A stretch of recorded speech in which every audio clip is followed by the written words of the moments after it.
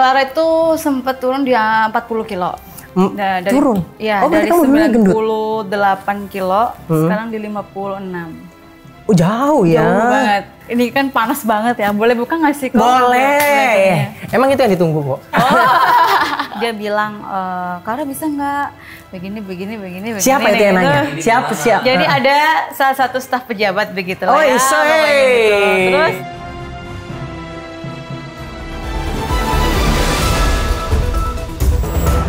Halo sahabat Soju. Tahun 2024 nih. Harus lebih semangat untuk menggapai hidup yang lebih sukses. Walaupun kadang sedikit bikin kita stres sampai bedres. Bahkan keluarga dan teman-teman lihat kita sampai speechless. Ngomongin teman nih sahabat Soju. Banyak jenis-jenis teman. Ada teman kerja, teman setongkrongan, teman tapi mesra, teman hidup, bahkan teman makan teman juga ada alias banyak. Tak hanya di ibu kota, di pelosok juga rata-rata sering terjadi. Emang ngadi-ngadi. Biar teman makan teman tidak terjadi, ada peran orang tua kita di sini untuk memberikan informasi-informasi yang terakreditasi agar kita tidak terkontaminasi dari kanan kiri, apalagi sampai berurusan dengan mucikari. Waduh, ngeri.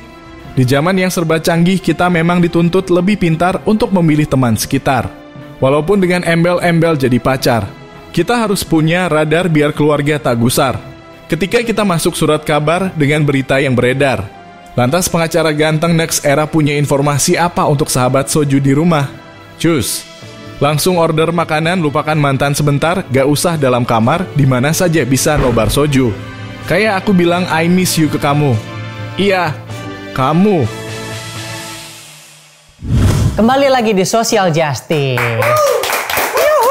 Sekarang kita harus lihat lagi apa yang update per hari ini.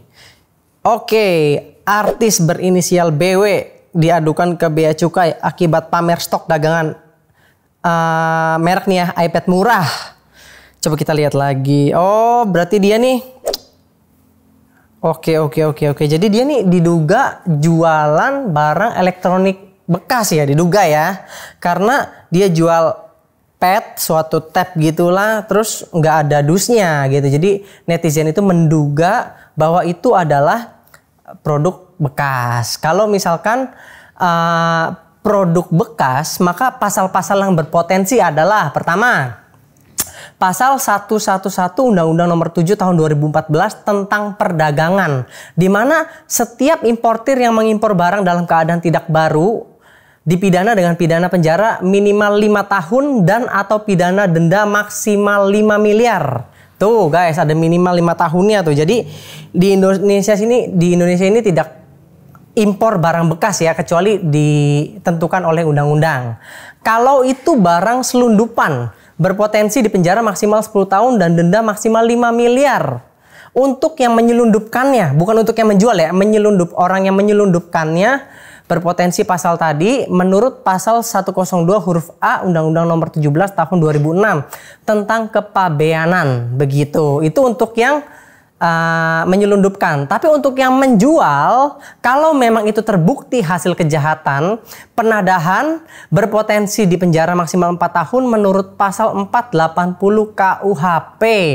Tapi dalam videonya dia bilang ada faktur resmi ya. Semoga itu resmi. Dia ini kan artis, public figure, harus memberikan contoh yang baik. Saya berharap artis ini dapat memberikan klarifikasi ke masyarakat bahwa produk itu adalah produk yang resmi, begitu harapan saya. Lalu selanjutnya, wow, viral. Pekerja mandi beras di gudang Bulog berakhir dipecat. Wah, ada tukang ngangkutin beras terus dia mandi-mandi di beras gitu loh guys. Tuh lihat deh. Nah, terus berakhir dipecat. Nah ini nih nggak boleh nih ya, untuk kalian para karyawan, tolong dibedain lah yang namanya main-main sama bekerja. Yang namanya bekerja itu harus serius. Jangan main-main kayak gini, kan jadinya menurunkan kepercayaan masyarakat terhadap beras Bulog. Jadi dikiranya beras Bulog ini kotor, bekas bau, bekas badan orang gitu. Padahal kan ya belum tentu ya. Ini baru diduga gitu. Malah dipecat. No, kan jadinya kan kayak gitu. Jadinya masyarakat bersyukur kali ya bahwa ada video kayak gini. Jadi orangnya dipecat. Jadi kalau misalkan nggak sampai tersiar di video kan takutnya ada dugaan kayak gitu tapi tidak ditindak begitu. Nah, yang terakhir, inisial IR. Sebutkan boleh.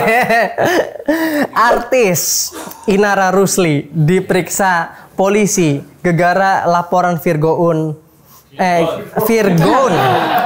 Gegara laporan Virgoon ya. Sorry nih. Dugaan ilegal akses begini kata pengacaranya. Semangat terus buat Inara Rusli. Congrats buat usaha minumannya kemarin ya. Sorry nggak bisa datang. Nanti kemungkinan bisa ketemu di Social Justice ini, kita tunggu ya guys ya. Tunggu nggak sih?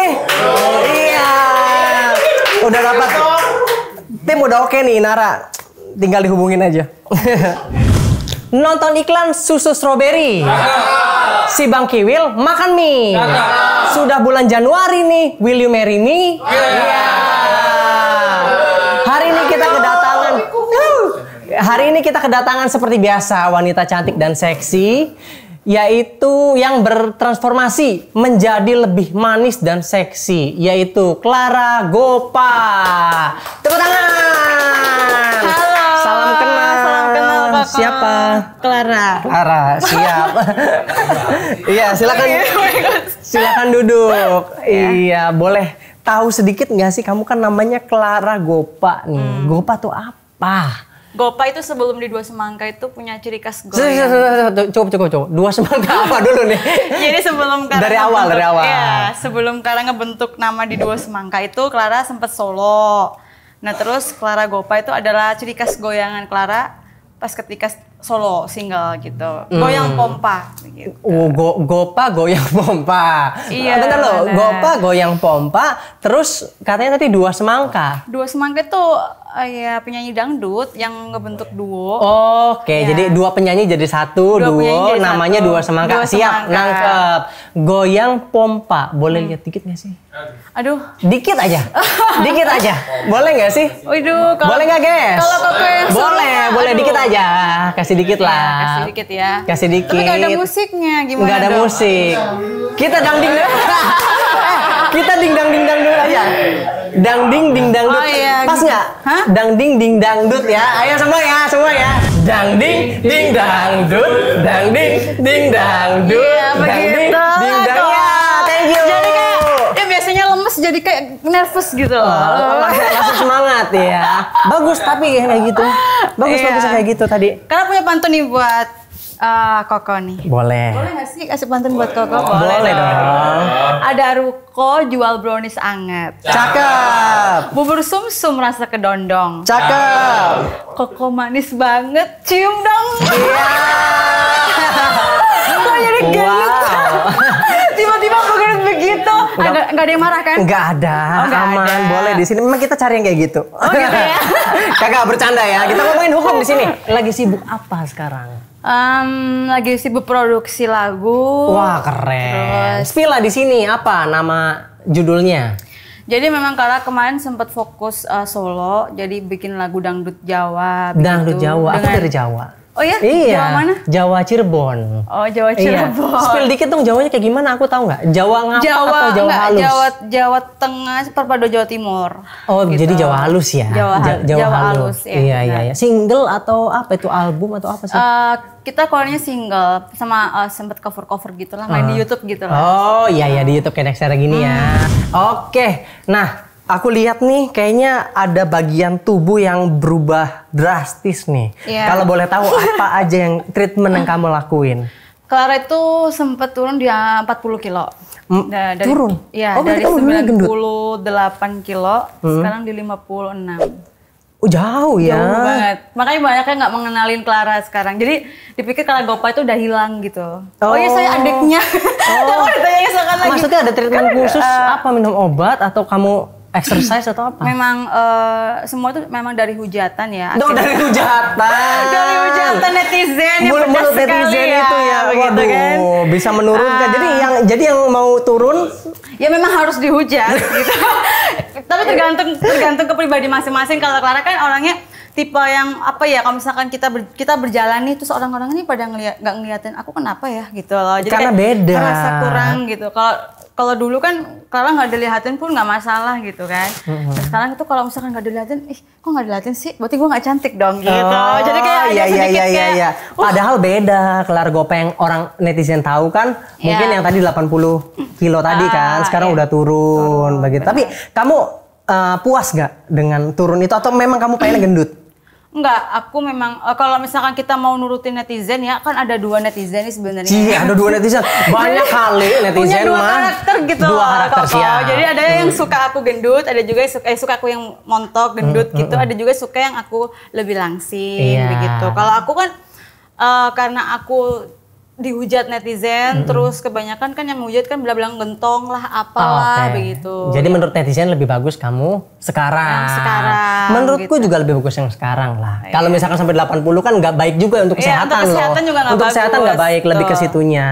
Nah, sekarang kan kamu sudah berubah banget nih penampilannya. Pasti sering ngaca kan di kaca gitu atau di foto. Boleh dong lihat foto terakhir kamu di galeri HP, boleh nggak? Kalau boleh aja ya. Di sini kalau boleh aja ya. Fotonya sih kalau misalkan agak seksi. Coba, agak seksi, kamu spill lah kita biar next geng tahu, jangan saya doang yang tahu nih. Kalau agak seksi nggak apa-apa. Nggak apa-apa. Justru yang seksi itu yang menarik tahu. Iya, benar. Boleh lah. Kita kepoin HP dia nih. Yang paling terbaru ya. Yang paling terbaru. Sebelum berangkat syuting tadi. Sebelum berangkat syuting, boleh. Oke. Tadi sempat difotoin asisten aku sih. Cie, mana kita lihat. Mana? Sini. Wah, mantap ini. Beda banget ya bodinya ya. Itu. Oke, sip. Thank you. Kalau boleh tahu kamu umur berapa sekarang? 24 tahun. Oh, masih muda ya? 99. 99. Siap. Kamu kan sekarang yang aku lihat sih seksi dan cantik. Saat bangun, kamu merasa seksi dan cantik itu kapan? Saat bangun tidur kah? Atau saat berdiri di depan kaca nih tanpa baju alias naked gitu? Aku sih karena kalau tidur kan selalu pakai seksi ya. Karena itu tidur pakai seksi? Iya. Untuk siapa nih? Nggak untuk siapa. Kamu suka lihat kaca pas tidur gitu? Iya, karena itu karena tuh dari selama udah kurus gitu ya, kalau udah seksi gitu. Kalau mau tidur tuh harus mandi dulu. Gitu. Bagus dong. Harus itu buat pakai kebersihan. krim malam, terus pakai lipstick, lip tint gitu. Pokoknya bangun tidur tuh udah harus cantik gitu. Untuk siapa? Untuk kayak apa yang boleh tahu nggak sih untuk siapa? Kadang-kadang kalau udah bangun tidur tuh kan ngerasa ngaca gitu kan, aku seksi banget gitu kan. Terus selfie itu selalu berarti pas bangun tidur ya, merasa cantik. Bangun tidur lihat di kaca, gue makin cakep nih kayak bangga nih. sendiri. Ternyata pencapaian loh. Iya, gitu. banyak orang yang dari berat tubuhnya besar jadi rendah kan karena itu menurut dia itu suatu pencapaian kan nggak mudah kayak gitu ya. Nggak mudah dan itu perlu proses yang cukup panjang. Tepuk tangan dong. Buat semangat buat orang-orang yang lagi gemuk, semoga cepat kurus. Salah satunya dari hujatan netizen. Enggak bercanda itu. Hujatan tuh memang tuh ngefek banget sih. Iya. Kamu kesini mau ngadu masalah apa sih? Iya, ada masalah apa? Masalah hukum apa gitu?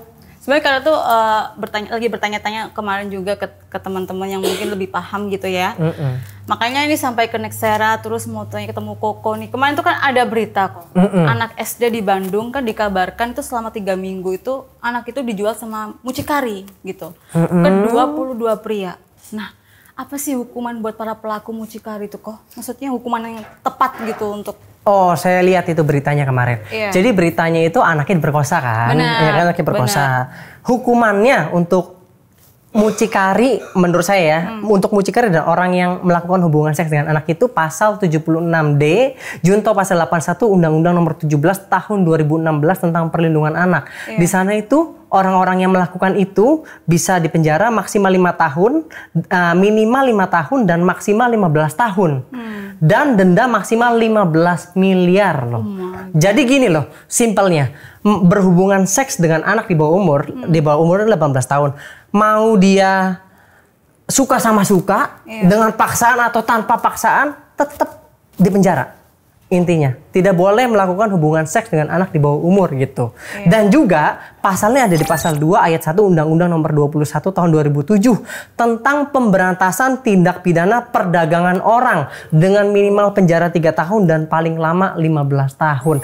Jadi perlindungan anaknya kena, perdagangan orangnya kena. Nah, ini kan kita ngomongin mucikari nih. Nah, mucikari Gila kan ya, ini kamu sering dengar mucikari ngejual cewek biasanya Iya, gitu kan. Nah, mucikari itu kalau dagangannya bukan anak kecil ya, maksudnya yang dia jual itu bukan anak di bawah umur, berpotensi kena pasal 296 KUHP yang bunyinya kayak gini nih. Barang siapa dengan sengaja menyebabkan atau memudahkan perbuatan cabul oleh orang lain dengan orang lain dan menjadikannya sebagai pekerjaan atau kebiasaan, diancam dengan pidana penjara paling lama 1 tahun 4 bulan. Nah, jadi nih untuk mucikari nih, stop lah. Kalian Iya, jual-jual cewek-cewek tuh, stop. Apalagi anak di bawah umur. Mucikari itu berpotensi di penjara 1 tahun 4 bulan. Dan pasal untuk mucikari itu ada satu lagi di pasal 506 KUHP. Barang siapa menarik keuntungan dari perbuatan cabul seorang wanita dan menjadikannya sebagai mata pencarian, sama dong yang tadi mata pencarian, diancam dengan pidana kurungan paling lama 1 tahun. Itulah pasal-pasal yang bisa menjerat mucikari, entah yang jual orang, mucikari anak kecil atau mucikari orang dewasa juga. Ini mucikari itu bisa berpotensi dipidana. Begitu. Luar biasa ya, apalagi anak di bawah umur gitu kan. Anak di bawah umur yang tadi saya bilang, anak di bawah umur tuh negara sangat konsen sama anak di bawah umur itu harus lebih diperhatikan. Karena apa? Untuk masa depannya. Begitu. Kalau ngomongin pria-pria nih, sudah berapa banyak sih pria yang sudah singgah di hati kamu? Aduh. Ini kan panas banget ya. Boleh buka nggak sih? Boleh. Emang itu yang ditunggu kok.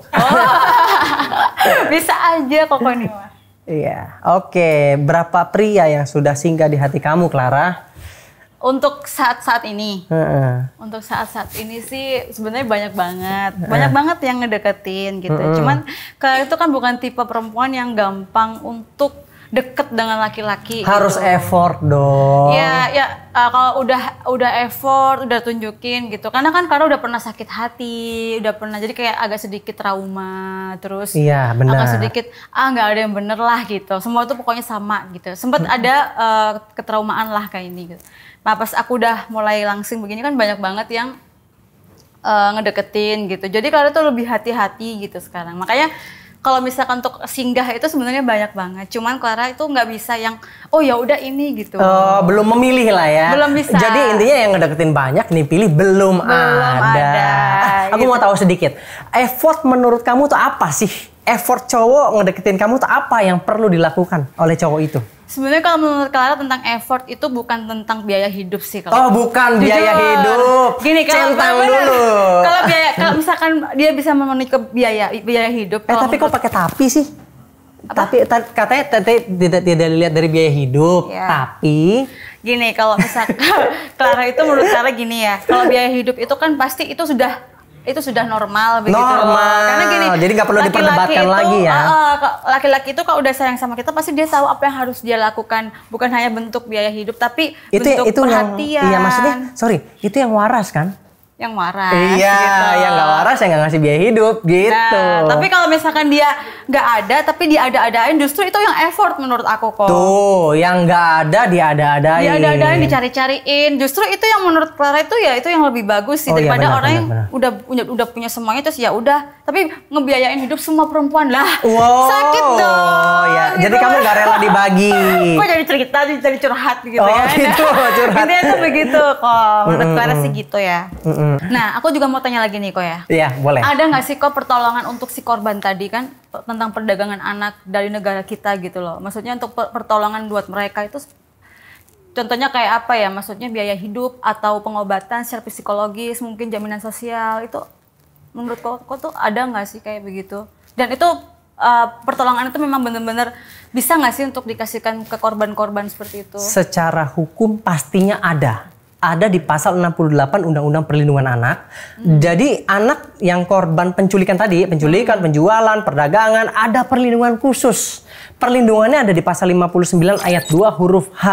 Dilakukan melalui upaya pengawasan, perlindungan, pencegahan, perawatan, dan rehabilitasi. Ditambah lagi negara sudah menyiapkan undang-undang nomor 43 tahun 2017 tentang pelaksanaan restitusi bagi anak yang menjadi korban pidana gitu. Jadi restitusi itu adalah ganti rugi. Ganti rugi atas dia sebagai korban gitu ya. Menurut pasal 3, restitusinya itu berupa ganti kerugian atas kehilangan kekayaan, ganti kerugian atas penderitaan sebagai akibat tindak pidana, dan atau penggantian biaya perawatan medis dan atau psikologis. Jadi dalam hal ini negara harus hadir untuk korban, terutama anak begitu. Jadi masih secara hukum itu udah sangat bagus ya, tinggal pelaksanaannya harus didorong lagi. Iya, karena kan negara kita itu pasti harus ikut andil ya. Korban-korban begitu kan pasti banyak banget kan. Ya, yang kita ketahui belum tentu juga ada yang tidak kita ketahuin. Betul. Jadi harus lebih ekstra lagi terhadap anak ya. Terus apa sih yang harus dilakukan oleh orang tua agar tidak ada lagi, maksudnya kayak korban-korban begitu, terus perdagangan anak seperti di Bandung itu kan kok. Itu apa sih, masih perlindungan apa sih, seperti apa yang sih? Dari orang tua. Tips peran dari orang tua untuk membimbing anak menurut saya, yang pertama harus ekstra waspada dan protektif terhadap anaknya, harus lebih ekstra. Jadi menurut saya kalau orang tua negatif thinkingan terhadap anak nih, untuk proteksi lebih baik menurut saya, tapi nggak over ya. Yang kedua, menempatkan anak di lingkungan yang baik. Jadi jangan sembarangan kalau anak kita berteman dengan siapa, kita harus lihat nih latar belakangnya siapa, lingkungannya baik atau enggak. Menurut saya harus lebih ekstra di situ karena kan kasusnya semakin banyak kan. Benar. Yang terakhir itu membimbing dalam media sosial. Enggak dipungkiri sekarang kriminal itu berawal dari media sosial. Menawarkan inilah, menawarkan itu. Jangan anak kecil, orang dewasa aja banyak banget yang menawarkan jadi pemandu lagu, jadi ini, iming-iming gaji puluhan juta gitu kan, jadinya masuk ke dalam lingkungan yang tidak baik. Begitu. Paling cepat karena media sosial itu kan karena yang setiap hari kita lihat kan. Iya, jadi harus ekstra protektif terhadap media sosial, apalagi anak di bawah umur. Begitu menurut saya. Nah, selain orang tua nih yang di rumah kok ya, apa pihak sekolah tuh harus sudah mengajarkan tentang bahayanya perdagangan manusia ke murid-murid yang ada di sekolah kayak gitu kok? Sangat harus menurut saya karena pilar utamanya kan orang tua dan sekolah gitu menurut saya nih ya. Jadi di sekolah itu sangat harus karena itu adalah hal yang sangat berbahaya. Gitu. Edukasi semacam itu akan membuat anak lebih waspada dan paham jika ada sesuatu yang mengarah kepada kejahatan. Anak kecil kan nggak paham nih, harus kasih tahu. Yang kayak gini dia kalau ngajak ke sini nanti ini jahat nih berarti dia. Kalau dia mungkin ya membuka celana atau apa ini berarti dia arahnya mau ke sini. Jadi anak tuh udah tahu, oh saat ada perbuatan seperti ini berarti ini mengarah kepada kejahatan. Kalau diem-diem aja kan anak kecil nggak tahu.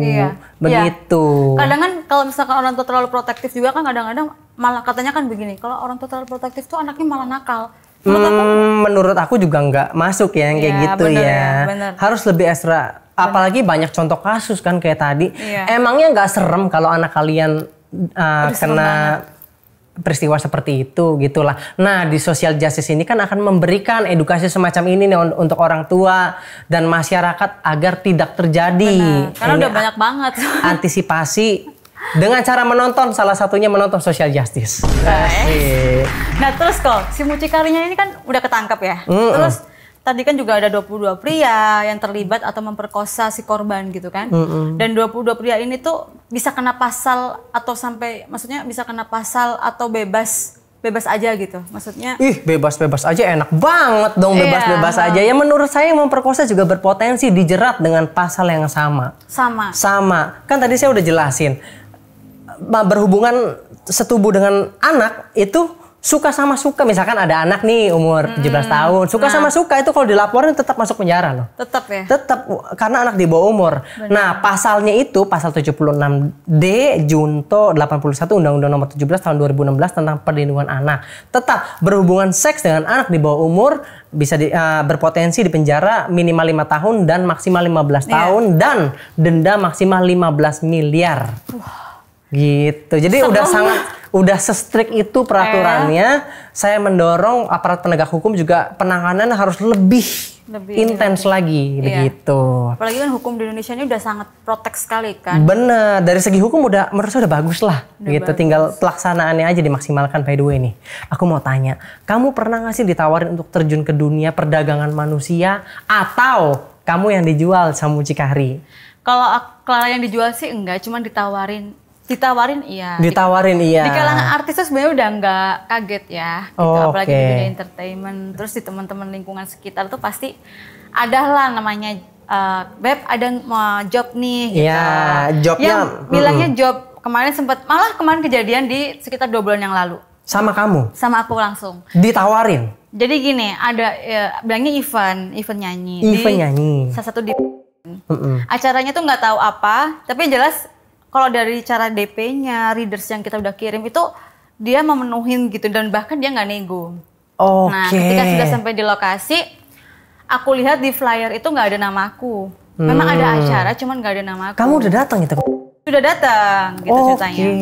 Nah, Kayak terus dijebak dong ya, berarti kamu seperti dijebak begitu.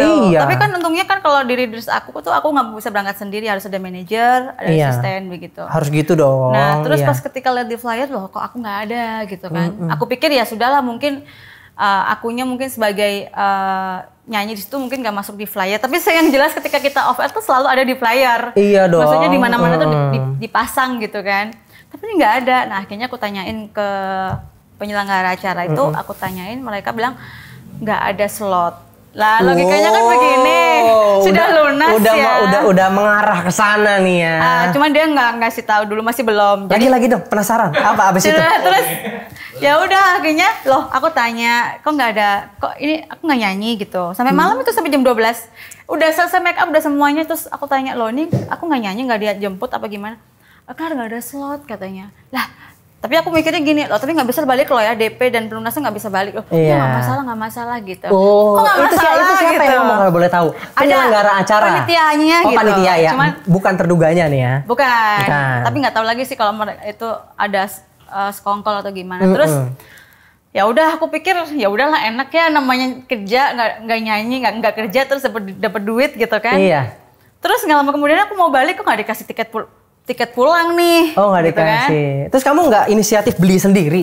Karena sih belum ada kepikiran hal-hal yang negatif begitu. Oh, belum ya. Kasih lah kesempatan. Karena Terus. karena gini, kok ini di extend terus hotel gitu. Oh. Terus aku tanya ke manajer aku juga mau tanya juga gimana Nggak gitu enak kan. ya? Ya akhirnya tanyalah, nggak mau tanya. Terus dia bilang, Clara bisa nggak begini. Siapa itu yang nanya? Siapa? Jadi ada salah satu staf pejabat begitu lah Oh, ya. pokoknya gitu. Terus keren banget dong.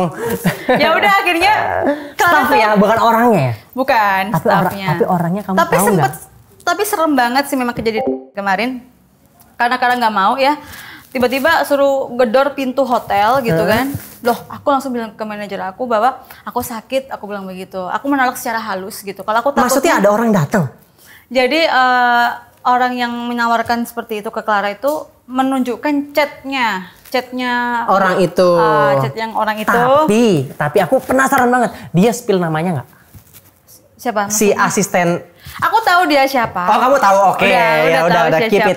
Terus Iya. tiba-tiba dikirimlah bukti screenshot WA-nya itu ke Clara. Intinya udah belak-belakan lah ya. Belak-belakan Ini pokoknya aja dia minta gitu. nih. Nah, terus dia menawarkan lah yang seperti Clara mau mobil, mau rumah begitu. Cuman Clara gini, Clara tuh punya prinsip hidup yang nggak bisa dirubah, bahwa Clara senakal-nakalnya aku nggak mau mengotorin karir aku. Gitu. Cie. Karena menurut Clara sih kan karena Clara punya potensi gitu ya. Jadi Clara pengennya tuh yang lempeng aja gitu. Yang lempeng aja, yang penting kita jalan gitu. Apalagi kan Clara masih muda, masih banyak harapan gitu. Iya. Masih banyak impian yang harus Clara bangun gitu. Kalau misalkan Clara sekali langkah salah di karir pasti nggak bakalan jadi apa-apa. Iya bener, kamu menyelamatkan sesuatu untuk sesuatu yang lebih besar Bener, gitu ya. Kamu bener. menolak sesuatu itu, kamu yakin karir kamu tuh pasti akan lebih bagus. Iya, keyakinan aku tuh tinggi banget soal karir aku gitu. Mantap. Nah, seperti apa juga nih kok, maksudnya Clara kan mau tanya tentang hukum perdagangan manusia atau human trafficking ya di Indonesia ini seperti apa gitu loh. Menurut saya tindak pidana perdagangan orang adalah kejahatan luar biasa. Menurut Iya, saya, hukum perdagangan itu sudah diatur secara eksplisit di Undang-Undang Nomor 21 Tahun 2007 tentang tindak pidana perdagangan orang.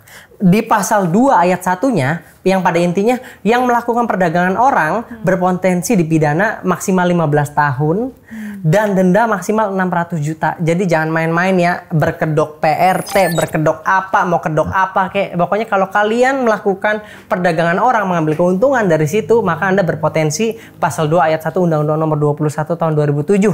Begitu. Benar, makanya mucikari itu lebih parah dibandingkan yang korbannya. Benar. Nah, ada bedanya nggak sih kok hukuman untuk perdagangan manusia secara door to door dengan lewat aplikasi yang ada di gadget? Contohnya seperti itu ya. Yang lagi viral banget soalnya nih. Iya ya, door to door ya udah kayak dagang panci door to door ya. Emak-emak tuh kayak di daerah. Menurut saya tidak ada peraturan khusus ya tentang tindak pidana perdagangan orang di Undang-Undang ITE. Jadi undang-undang yang dipakai adalah tetap Undang-Undang 21 tahun 2007 tadi. Iya. Tapi Undang-Undang ITE itu bisa membantu untuk proses pidananya. Seperti apa? Di pasal 5 ayat 1 dan 2 Undang-Undang ITE yang menerangkan informasi elektronik dan atau dokumen elektronik dan atau cetakannya merupakan alat bukti yang sah. Jadi dalam ada dugaan tindak pidana perdagangan orang secara elektronik bukan Undang-Undang ITE tapi Undang-Undang TPPO tadi, Undang-Undang ITE sebagai pembantu. Jadi buktinya itu bisa dari Undang-Undang ITE begitu. Benar.